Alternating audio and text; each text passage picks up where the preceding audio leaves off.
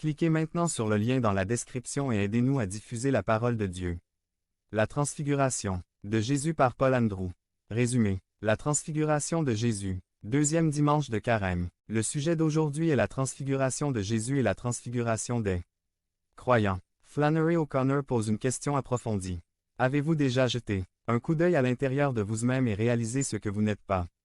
Ce que vous n'êtes pas mais devriez être, telle est la question. Il est parfois frustrant de nier ou de minimiser ce que Dieu nous appelle à être, à la lumière d'un péché, ou une situation où un problème nous arrête. Cela ne nous permet pas d'entendre cet appel. Romains 3, 23, car tous ont péché et sont privés de la gloire de Dieu. La transfiguration de Jésus nous invite à transfigurer la douleur, la connaissance, et tout ce qui est du monde pour marcher vers la sainteté.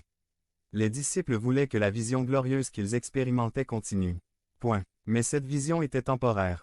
Pierre n'a pas pu continuer avec une telle demande, car il a été effectivement interrompu par un phénomène cosmique, une lumière très brillante et une voix divine qui parlait de Jésus en disant « Celui-ci est mon fils bien-aimé, écoutez-le. » Par exemple, Alanon dit que l'un de nos slogans consiste en un simple mot. Point. Pensez. Comment puis-je faire ça si je ne fais que parler? Je ne peux bénéficier des étapes et des slogans que si j'y pense. Je peux aussi apprendre des autres si je reste silencieux et réfléchis à ce que j'entends. Les bavards compulsifs en nous sont ceux qui reçoivent le moins d'aide du programme et font le moins de progrès.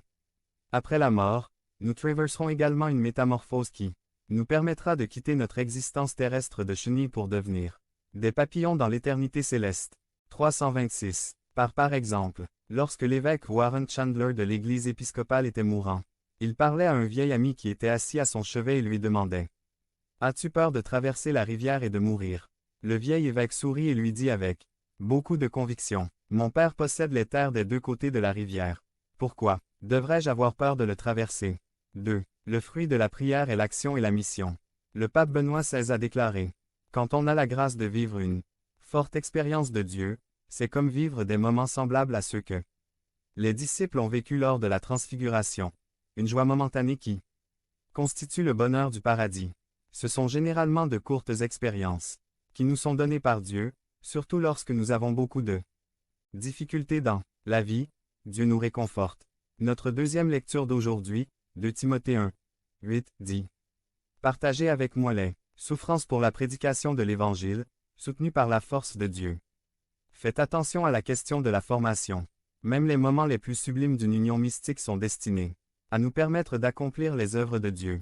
Le but de la prière n'est pas de rester au sommet de la montagne mais de comprendre l'importance du service.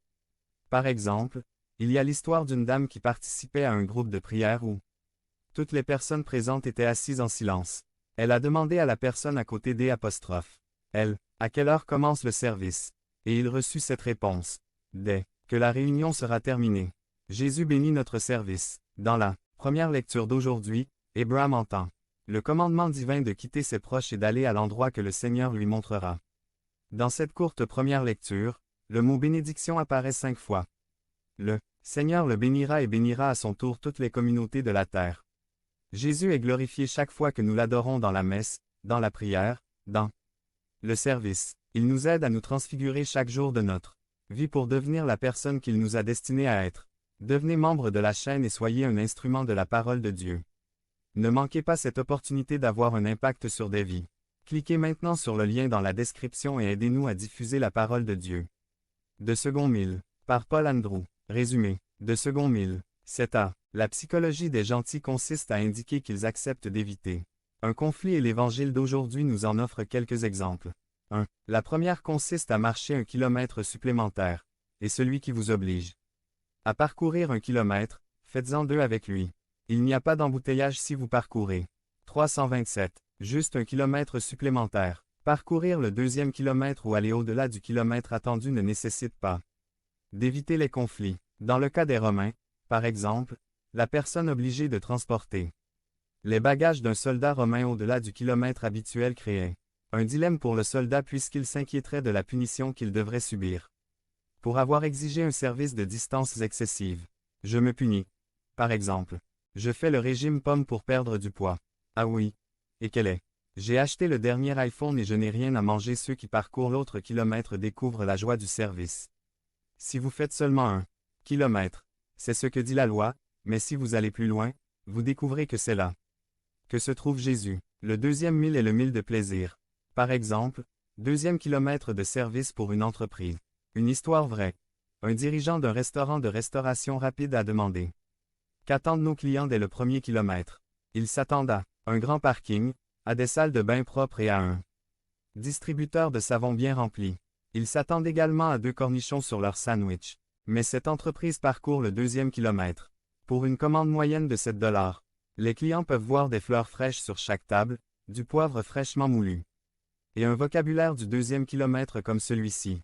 Puis-je ajouter plus de boissons? Je servirai votre table ce jour-là.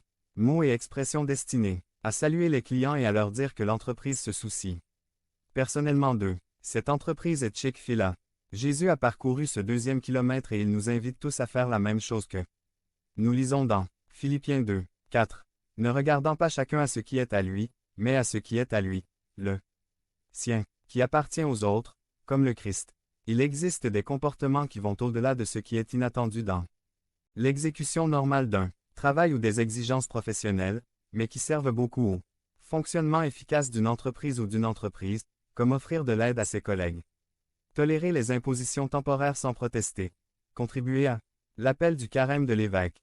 2. Aller plus loin signifie tendre l'autre joue pour ne pas agir de la même manière que l'ennemi.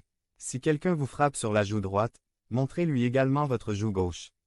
Tendre l'autre joue est une réponse créative qui désarme l'agresseur du pouvoir. D'humilier et de faire honte à celui qui a l'intention de le faire. 328. Dans certaines circonstances, une règle ou une loi différente prévaut, comme dans le cas de la légitime défense. Il existe des moyens de résoudre les problèmes, même si ce n'est que pour éviter un mal pire ou pour garantir que ce mal ne se transforme pas en crime. Jésus savait que la violence ne fait qu'engendrer une plus grande violence. Un codétenu à Auschwitz a demandé à Saint Maximilien Kolbe: ne devrions-nous pas haïr les nazis? Et il répondit: non, car seul l'amour vainc. Nous devons considérer ceux qui nous offensent ou nous blessent comme des blessés eux-mêmes.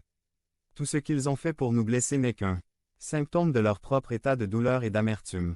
Par exemple, je suis reconnaissant envers mes followers, mes amis et mes ennemis, car tous font partie de mes témoignages. Votre Père céleste, qui fait lever son soleil sur les bons et les méchants, et qui fait pleuvoir sur les justes et les injustes. Il ne devrait y avoir aucune limite à votre bonté, car la bonté de notre Père céleste ne connaît pas de limite. Il aime et prend soin de tous ses enfants, les bons, les mauvais et les indifférents. La perfection est un processus en action. Devenez membre de la chaîne et soyez un instrument de la parole de Dieu. Ne manquez pas cette opportunité d'avoir un impact sur des vies. Cliquez maintenant sur le lien dans la description et aidez-nous à diffuser la parole de Dieu. Sel par Paul, Andrew. Résumé. Vous êtes le sel de la terre. 5a. Savez-vous que le mot sucre n'apparaît jamais dans la Bible? Dans les temps anciens, le sel était le condiment le plus important pour assaisonner les aliments. Lorsque Jésus dit aux foules: vous êtes le sel de la terre, c'est un appel qu'il nous lance à être des personnes qui offrent de la saveur et du goût. Un ami qui n'aime pas le sel dit que Jésus aurait dû dire: vous êtes les jalapenos de la terre, mais si le piment perd son goût délicieux, il devient un simple piment, bon seulement pour la pizza. 1. Le sel de la terre mat. 5. Trait. Cette expression est devenue un dicton pour désigner les personnes considérées comme des citoyens exceptionnels qui contribuent beaucoup à la communauté. 329. Le sel est une métaphore qui préserve, dans le sens où ceux qui suivent Jésus empêchent la dégénérescence de